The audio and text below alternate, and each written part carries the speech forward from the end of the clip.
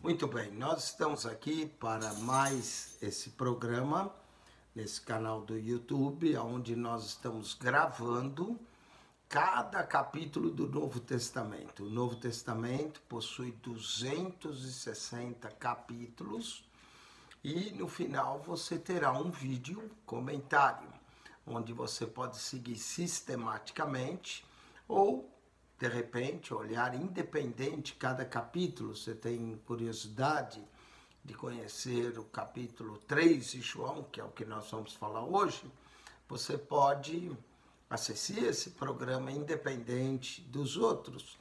Ou você pode começar na sequência, no Evangelho de João, com a introdução, capítulo 1, 2 e agora o capítulo de número 3. Esse evangelho que é considerado o evangelho espiritual, o evangelho de João. Aqui nós vamos ter um discurso de Jesus com o doutor da lei. Nesse discurso, que é conhecido como o discurso do novo nascimento, da conversa de Jesus com Nicodemos, nós vamos descobrir a essência do evangelho de Cristo, né? A essência desse evangelho maravilhoso, que fala do novo nascimento e vai ter aquele verso chave que nós gostamos, né? João 3,16, porque Deus amou o mundo de tal maneira que deu o seu Filho unigênito para que todo aquele que nele crê não pereça, mas tenha a vida eterna. E depois dessa conversa com Nicodemos, nós vamos ter o testemunho de João batizando e depois vamos ver também Jesus recrutando mais discípulos e batizando-os. Então fique aí sintonizado conosco, João capítulo de número 3. Vamos começar. E havia entre os fariseus um homem chamado Nicodemos, príncipe dos judeus. As seitas judaicas eram divididas entre saduceus, que controlavam o templo, os fariseus, que controlavam o ensino, eram chamados mestres da lei, tinha os essênios, que era um grupo separado, tinha os zelotes, não é? Que era um grupo que tentava promover a rebelião, e tinha os sicários também, que era outro grupo. O fariseu, então, era um grupo que preservava pela observação da lei. Esse fariseu, né, havia entre os fariseus um homem chamado Nicodemos. Interessante o nome Nicodemos. O nome Nicodemos não é bem hebraico, é um nome grego. Pode ser que Nicodemos pertencia aos judeus gregos, né? Havia um grupo de judeus gregos, faziam parte do Sinédrio. Esse homem era um dos príncipes dos judeus, tinha uma posição importante. O nome Nicodemos, Nico, vem do grego de Nikkei, Nikkei quer dizer vitória, demos é povo. Então Nicodemos significa vitória sobre o povo, um nome até um pouco presunçoso, né? Nicodemos, vitória sobre o povo. Eu também acho o meu nome um pouco presunçoso, né? Eugênio. Olha só que nome, não é? Presunçoso. Mas o nome Nicodemos mostra vitória sobre o povo, superior ao povo, né? Esse homem, ele era príncipe dos judeus. E a Bíblia diz que esse foi ter de noite com Jesus. A expressão noite no Evangelho de João indica que Nicodemos ainda se encontrava nas trevas. Nicodemos, e eu digo quando Nicodemos se encontrava nas trevas, o próprio texto vai nos mostrar isso. Essa noite não é acaso no Evangelho de João. Diz quando Judas, no capítulo 13, saiu para trair Jesus, era de noite, indica trevas. Lembra que a luz raiou nas trevas e as trevas não compreenderam. Ao dizer que Nicodemos veio de noite, indica não só o horário em que ele veio, mas indica também que Nicodemos ainda se encontrava em trevas. Nicodemos vai aparecer 3 vezes no Evangelho de João. Aqui no capítulo 3, depois no capítulo 7, ele defende Jesus perante o Sinédrio, e finalmente ele aparece ajudando José de Arimateia por o túmulo de Jesus no sepulcro. Então, Nicodemos era príncipe dos judeus. Esse foi ter de noite. Alguns intérpretes veem essa noite. Nicodemos estava em trevas, apesar de seu horário que ele veio, né? Talvez longe das multidões. Ele queria ter uma conversa pessoal com Jesus, só ele e Jesus. Ele veio ter de noite com Jesus e lhe disse: Rabi. Interessante, Nicodemos, príncipe dos judeus, chamar Jesus Rabi, que quer dizer mestre. Ele reconhecia em Jesus um mestre. E ele disse: Rabi, bem sabemos. É interessante ele dizer bem sabemos. Ele não fala só por ele está representando uma comunidade. E ele diz: bem sabemos que és mestre vindo de Deus, porque ninguém pode fazer esses sinais que tu fazes se Deus não for com ele. Nós não sabemos de que sinal específico Nicodemos está dizendo, talvez da purificação do templo, quando Jesus entrou com autoridade e expulsou no final do capítulo 2, fazendo o azorrague, né, fazendo o chicote, virando a mesa dos cambistas. Talvez foi isso que Nicodemos referiu-se como um sinal e disse: ninguém pode fazer sinais que tu fazes se Deus não for com ele. De fato, ele reconhecia que os sinais que Jesus fazia tinha que ter a mão, a ação de Deus. E é isso que aponta nessa primeira parte do livro de João, chamado Livro dos Sinais.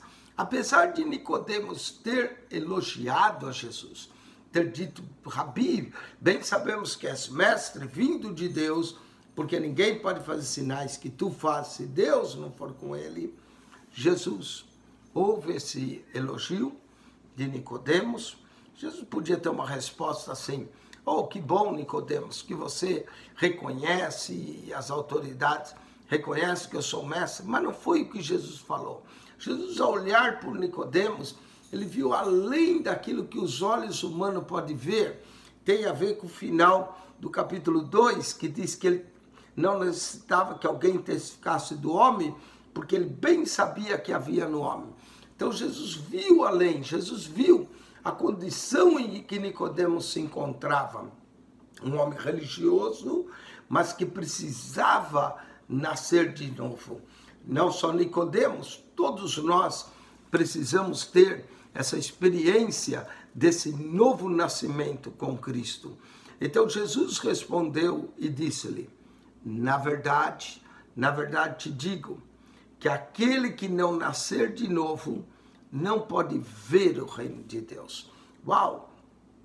Jesus mostra que para a pessoa ver o reino de Deus é preciso nascer de novo. Disse-lhe Nicodemos. Nicodemos não entendeu. Tudo que Jesus fala, normalmente, no Evangelho de João é espiritual, mas as pessoas entendem de forma literal, não é? Então, quando Jesus fala nascer de novo, isso confundiu a cabeça de Nicodemos. Como é que pode ver o reino de Deus, tem que nascer de novo? Nicodemos então pergunta: como pode um homem nascer sendo velho? É possível que Nicodemos já era um homem com idade avançada, por isso ele diz: como pode um homem nascer sendo velho? Porventura pode tornar a entrar no ventre de sua mãe e nascer? Era a pergunta de Nicodemos. Jesus responde: na verdade, toda vez que Jesus diz na verdade, ele quer enfatizar o que ele está falando. Na verdade te digo que aquele que não nascer da água e do Espírito não pode entrar no reino de Deus. Interessante, na primeira vez, Jesus fala que aquele que não nascer não pode ver o reino de Deus. Mas agora no verso 5, ele fala de entrar. Claro que para entrar é preciso ver primeiro, né? O cego jamais pode acertar se ele não consegue ver. Então primeiro se vê o reino de Deus, depois se entra nele. Mas agora Jesus repete quase que a primeira frase, mas explicando que o que ele estava falando não tinha a ver com o nascimento de voltar ao ventre da mãe, como Nicodemos disse. Na verdade, te digo que aquele que não nascer, na primeira vez ele falou de novo, agora ele fala nascer da água. O que significa nascer da água?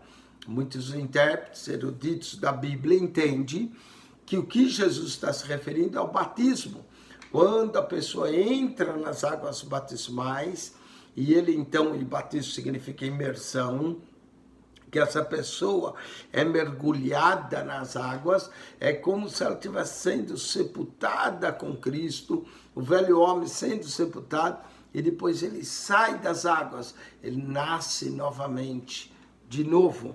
Não só nascer da água e do Espírito, mostra que quem opera o novo nascimento, e aqui Espírito está com a letra maiúscula, se referindo ao Espírito de Deus, e nós vamos ver isso no Evangelho de João, que quem convence o homem do pecado, da justiça e do juízo é o Espírito, é o Consolador.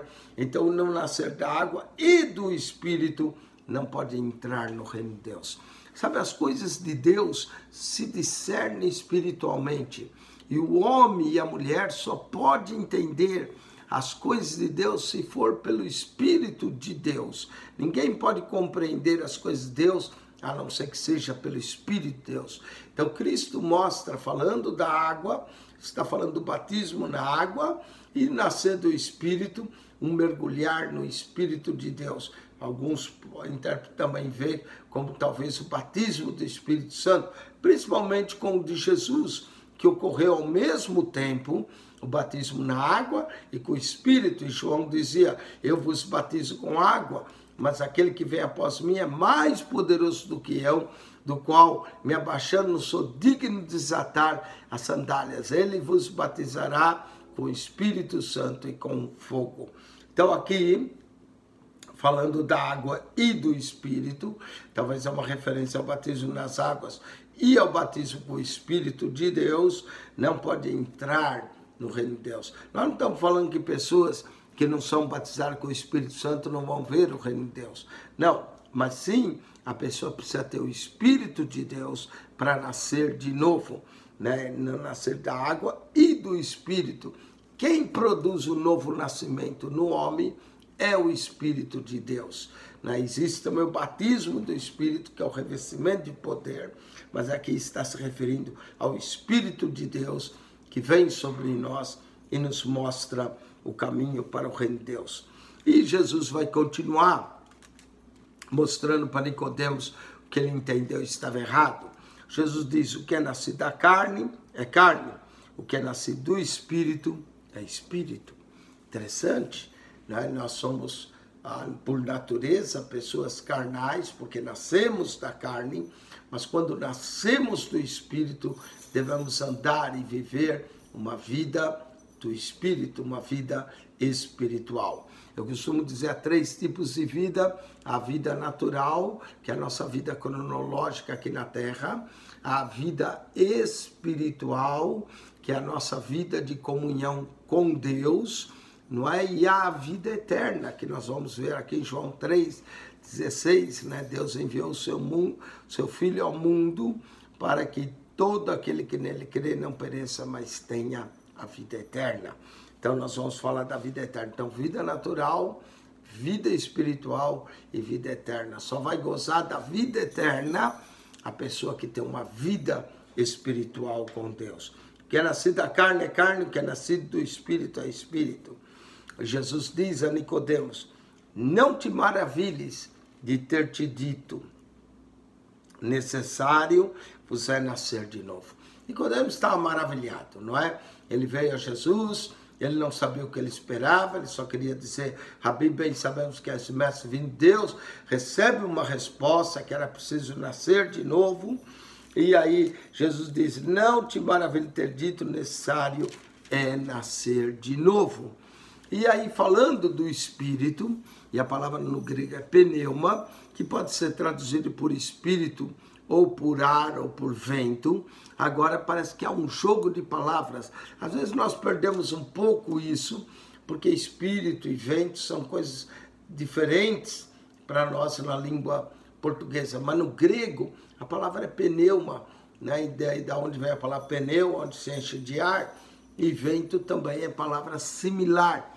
E aí Jesus diz assim, verso 8, o vento assopra onde quer, e ouves a sua voz, não sabe de onde vem, nem para onde vai. Não é assim real com o vento? Aí não sabe, o vento circula, o vento dá voltas, não é? Ninguém sabe de onde vem, nem para onde vai. Assim é todo aquele que é nascido do Espírito.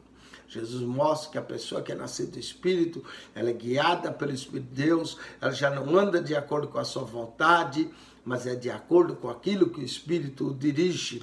Assim é todo aquele que é nascido do Espírito. Nicodemos respondeu e disse, como pode ser isso? De fato, Nicodemos estava surpreso, Nicodemos estava maravilhado.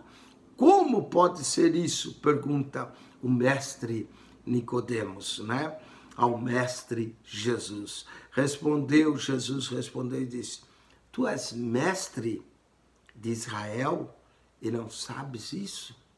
Interessante, o mestre de Israel não entendia o mestre celestial que é Jesus, não é? Aqui nós somos dois mestres conversando, e aí Jesus diz, tu és mestre de Israel e não sabes isso?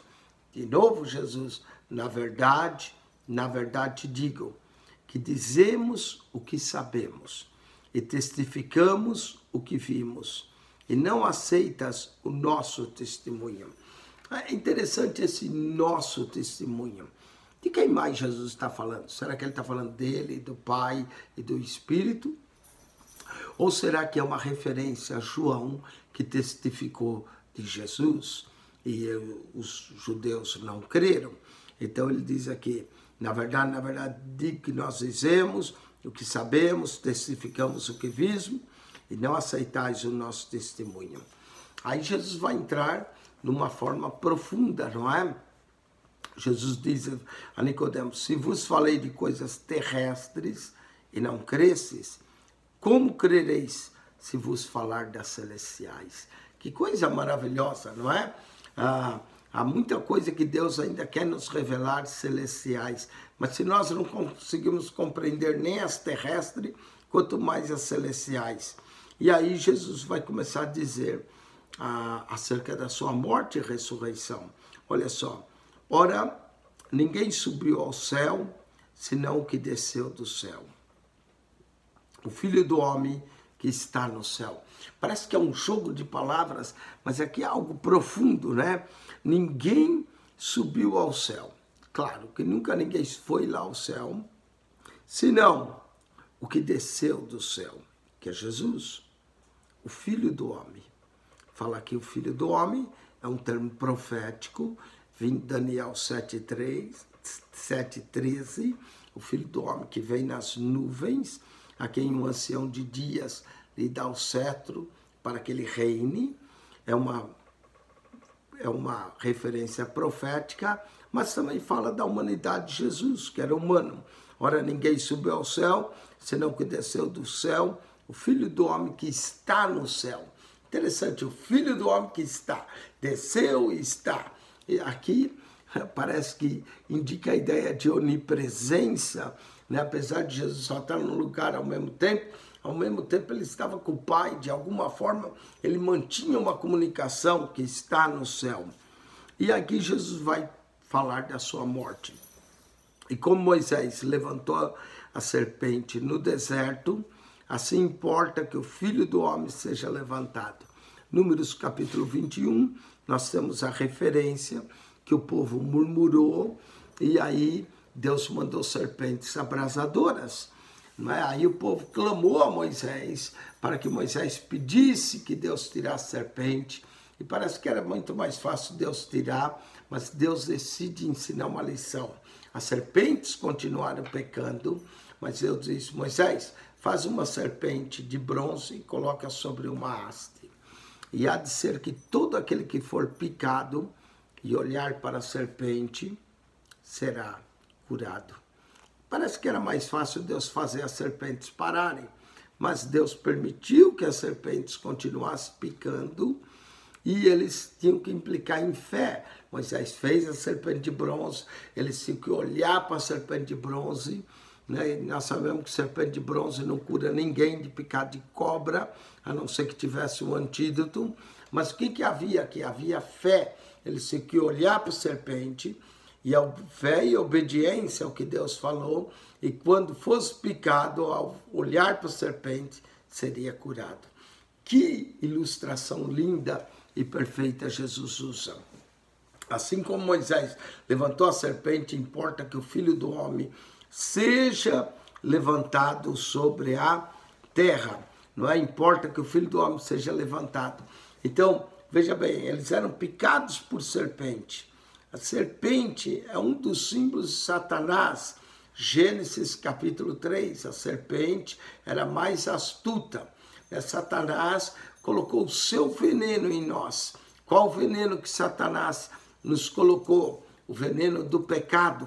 Todos nós fomos picados pela serpente chamada Satanás.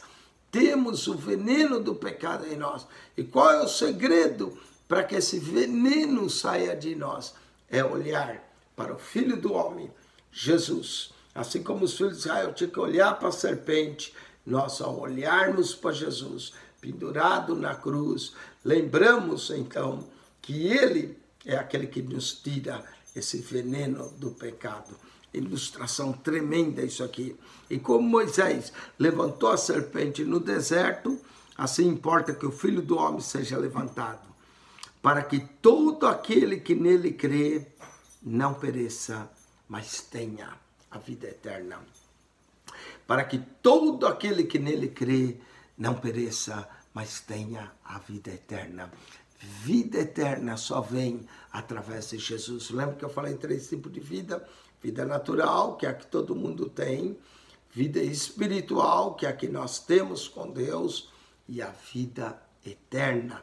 Quando nós cremos, entregamos o nosso caminho a Ele, para que todo que nele crê não pereça, mas tenha a vida eterna. Agora vem um dos versos mais lindos das Escrituras, o verso que resume a ideia do Evangelho. Jesus continua falando e diz, porque Deus amou o mundo de tal maneira que deu o seu Filho unigênito, para que todo aquele que nele crê não pereça, mas tenha a vida eterna. Que verso maravilhoso, que verso grande, que verso tremendo.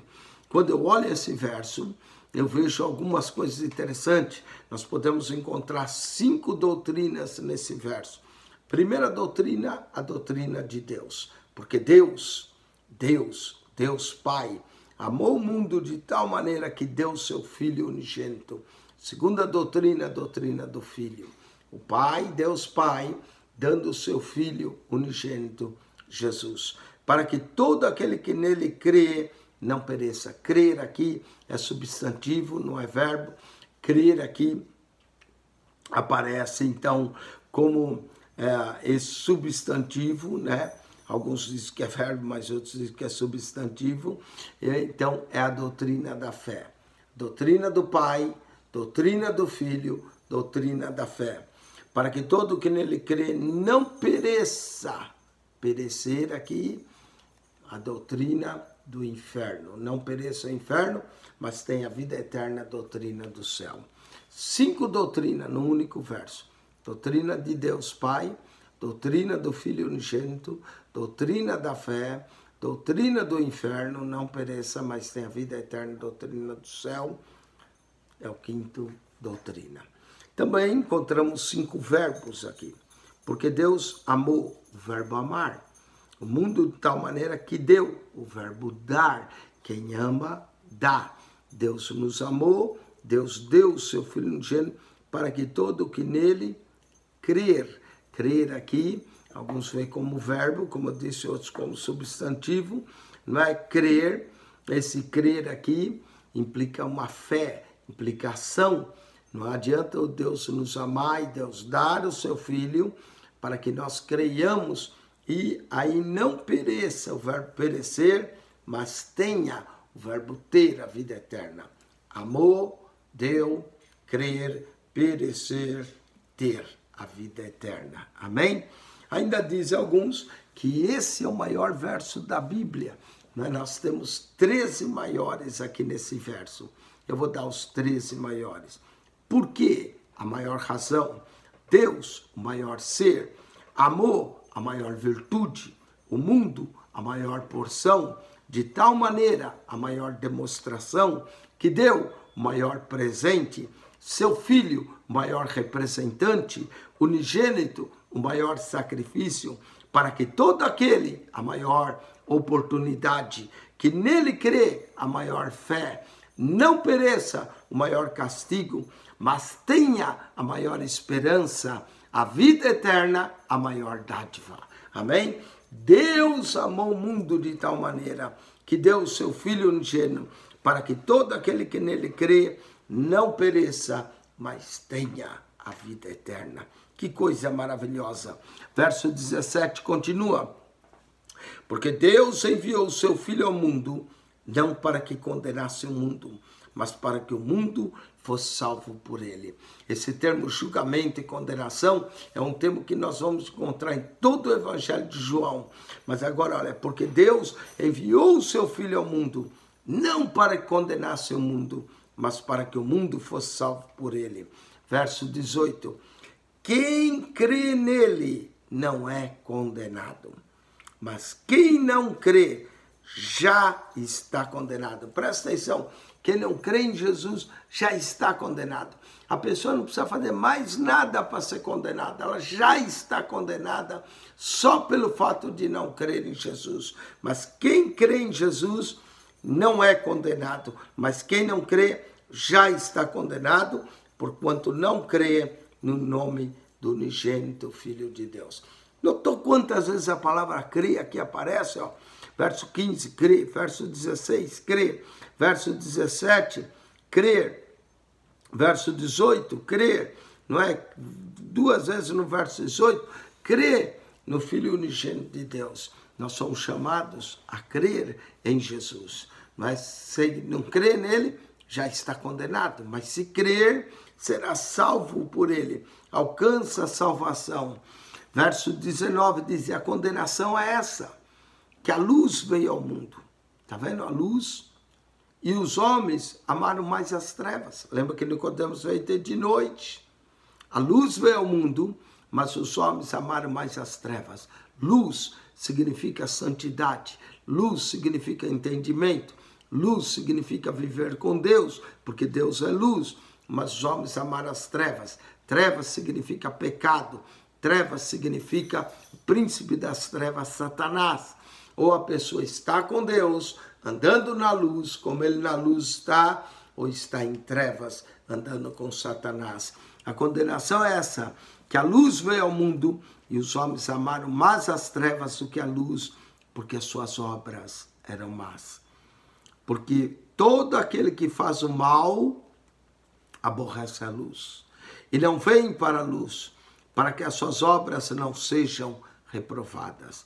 Mas quem pratica a verdade, vem para a luz, a fim de que as suas obras sejam manifestas, porque são feitas em Deus.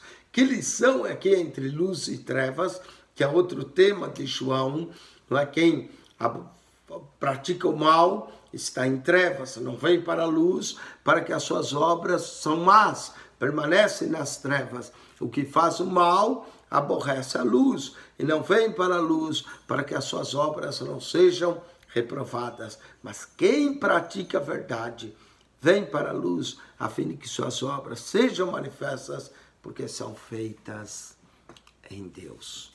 Que coisa, texto lindo, maravilhoso dessa conversa com Nicodemos. Parece que a conversa termina aqui. Jesus deu uma lição a Nicodemos sobre trevas, luz, falou sobre a vida eterna, falou sobre o mundo, não é, que não vem, que permanece nas trevas, enfim. Nicodemos ficou com bom material para ficar pensando em tudo que Jesus falou. Vamos seguir adiante, verso 22. Depois disso, foi Jesus com seus discípulos para a terra da Judeia. Estava ali com eles e batizava, não é? Então Jesus estava Provavelmente essa conversa se deu em Jerusalém, mas Jesus sai para a terra da Judéia e ali estava com eles e batizava, provavelmente perto do Rio Jordão. Ora, João batizava também em Enom. Então Jesus está com seus discípulos estão batizando, João tem os seus outros discípulos que estão batizando, junto a Salim, porque ali havia muitas águas, e vinham ali e eram batizadas. Então, dois grupos, o grupo de Jesus agora batiza, traz mais gente, João também batiza, e a Bíblia diz, porque João ainda não tinha sido lançado na prisão, João vai ser preso por Herodes, mas ele ainda não tinha sido lançado. Aqui sugere-nos no Evangelho de João que houve um período intercalado entre o ministério de João e o de Jesus. O de João vai terminar, o de Jesus vai iniciar, mas parece que houve um ministério intercalado. João ainda não estava preso, batiza, Jesus também está batizando com seus discípulos. E houve uma questão entre os discípulos de João e um judeu acerca da purificação. Lembra o tema do capítulo 2, estalha de pedra nas bodas de Caná para a purificação? Volta o tema da purificação. Lembra também que Jesus já tinha purificado o templo. Surgiu agora uma questão entre os discípulos de João e um judeu acerca da purificação. E foram ter com João e disseram, Rabi. João também é chamado de Rabi. Jesus é chamado de Rabi. Nicodemos era mestre em Israel. João também era chamado de Rabi. Rabi, aquele que estava contigo além do Jordão, do qual tu deste testemunho, ele o batizando e todos vão ter com ele. Foram falar para João, sabe aquele que você deu testemunho? Ele está lá além do Jordão, e todos vão ter com ele. Não é? João não ficou triste, João não se sentiu mal, João não se sentiu traído de maneira nenhuma. Hoje em dia, às vezes tem pastores que um abre uma igreja, está batizando mais do que o outro, começa a achar espírito de competência. Como nós podemos aprender com João? Era Jesus, claro, que estava fazendo isso. João não sentiu mal nenhum. Olha a resposta de João. João respondeu e disse, o homem não pode receber coisa alguma se não lhe for dado do céu. Que lição tremenda João nos ensina. Que as coisas de Deus só pode ser feita quando é recebida do céu pelo Espírito de Deus. Então quando disseram Rabi, chamando João de Rabi aqui, João 3,26, João o Batista é chamado de Rabi também. Aquele que estava contigo além do Jordão, do qual você deu testemunho, ele está batizando e todos vão ter com ele. Quer dizer, João, tinha mais gente agora indo para o lado de Jesus. E João responde numa espiritualidade tremenda. João não responde com mágoa, João não responde com arrogância. O homem não pode receber coisa alguma, se não lhe for dado do céu. Vós mesmos me sois testemunhas que eu disse, eu não sou Cristo, mas sou enviado adiante dele. O João mostra uma espiritualidade tremenda, mostrando-se alegre por causa das pessoas que Jesus está batizando. Aquele que tem a esposa, que é Cristo, aquele que tem a esposa é o esposo, que é Cristo.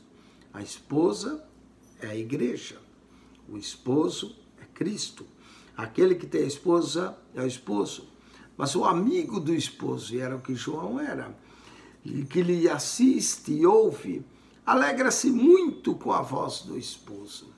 Olha o testemunho que João está dando de Jesus, que Jesus é o verdadeiro esposo. Ele já tinha dado testemunho no capítulo 1, verso 29, eis o Cordeiro de Deus. Capítulo 1, verso 35, eis o Cordeiro de Deus.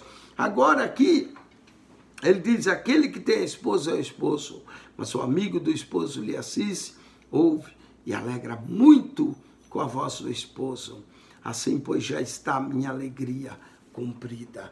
João se alegrava de saber que o noivo já havia chegado, o esposo já havia chegado. Que testemunho maravilhoso de João. É necessário. E aqui, agora João vai fechar essa frase sua com uma frase de ouro, uma frase que todos nós devemos aprender que seja real em nossa vida. João capítulo 3, verso 30. É necessário que ele cresça e que eu diminua. João falou isso acerca de Jesus. É necessário que ele cresça e que eu diminua. João já tinha a sua alegria completa. João já tinha cumprido a sua missão. Agora era necessário que Cristo crescesse e ele diminuísse. Se nós pensarmos nisso na nossa vida espiritual, quando recebemos a Jesus, é necessário também que ele cresça em nós e que nós diminuamos, que nós vamos diminuindo, até ninguém mais vê nós, mas vê Cristo em nós. Como dizia o apóstolo Paulo, não vivo eu, mas Cristo vive em mim. Olha que frase tremenda de João, é necessário que ele cresça e que eu diminua. É necessário que Cristo também cresça na minha vida, cresça na sua vida e que nós diminuamos. Aquele que vem de cima é Cristo. Segunda vez que é falado isso, Jesus já tinha dito, ora ninguém subiu ao céu, senão que desceu do céu, João 3,13, agora João 3,31, aquele que vem de cima é sobre todos. Jesus vinha de cima, veio do Pai, foi o Pai que o enviou. Aquele que vem de cima é sobre todo. Aquele que vem da terra, é da terra, fala da terra. Aquele que vem do céu é sobre todos. Jesus veio do céu. Jesus não veio da terra como Adão. Adão, primeiro Adão, veio da terra. Deus formou Adão do pó da terra. Todos os homens são descendentes de Adão. Mas aqui nós temos o Filho unigênito que veio direto do céu. Foi gerado por obra do Espírito no ventre de Maria. Veio do céu, não veio de Adamá, da terra, não é? Aquele que vem da terra fala da terra. Aquele que vem do céu é sobre todos. E aquilo que ele viu e ouviu, isso testifica, e ninguém aceita o seu testemunho. João está dizendo acerca da rejeição que haveria do testemunho de Jesus. Aquele que aceitou o seu testemunho, esse confirmou que Deus é verdadeiro. Olha como é importante a gente aceitar, receber, crer, são palavras-chave no Evangelho de João, né? Aquele que o recebe, aquele que aceita, aquele que crê, não é? Aquele que aceitou o seu testemunho, esse confirmou que Deus é verdadeiro. Porque aquele que Deus enviou fala as palavras de Deus. Como é importante quando nós somos enviados de Deus, nós falarmos as palavras de Deus. Porque aquele que Deus enviou fala as palavras de Deus, pois não lhe dá Deus o Espírito por medida. Que maravilha! Quando Deus derrama do seu Espírito, não dá por medida, por isso que chama o derramar do Espírito. Ele derrama mesmo, né? Pois Deus não lhe dá o Espírito por medida. Mas certamente está falando de Cristo aqui, que o Espírito que habitava em Cristo, Espírito Santo, a qual João diz, aquele que me enviou a batizar, disse, aquele que vires o Espírito pousar sobre ele, esse é o que batiza com o Espírito Santo, não é? Deus não lhe dá o Espírito por medida. Ou seja, o Espírito era transbordante. Cristo vai falar isso no capítulo 7. Quem tem sede, vem a mim e beba. Quem crê em mim, como diz a Escritura, 7:37 a 39.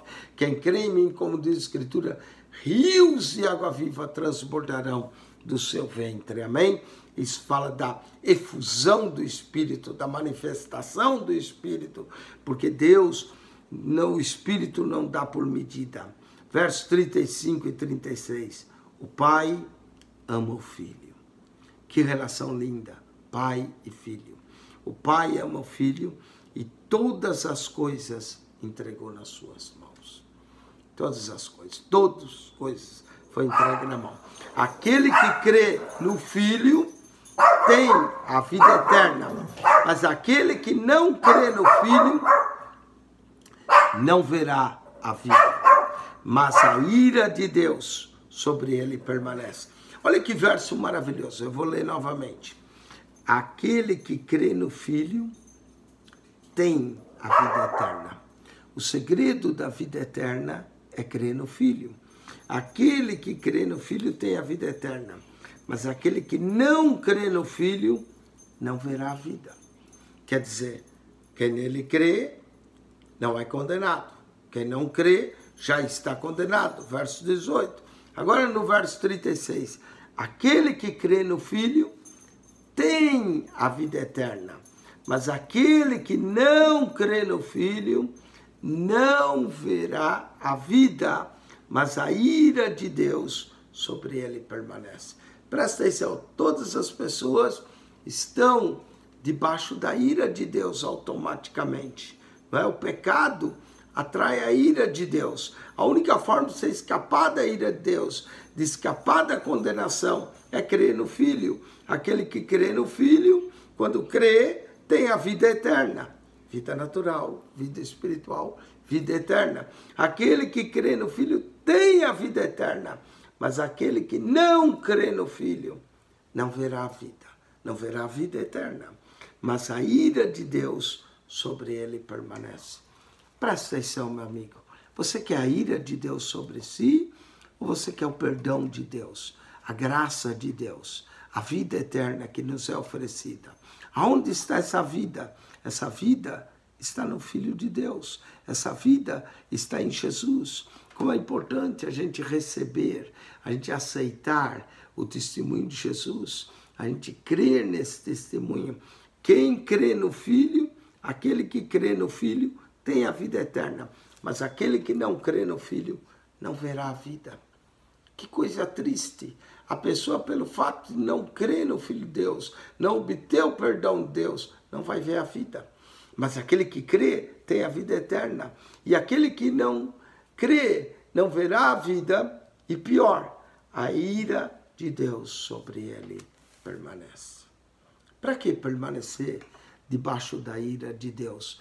Quando o Filho de Deus veio ao mundo para salvar ao mundo, veio ao mundo para salvar a você, veio ao mundo para me salvar. Como é maravilhoso crer no Filho de Deus. Vamos entregar nossa vida a Ele, vamos crer nele.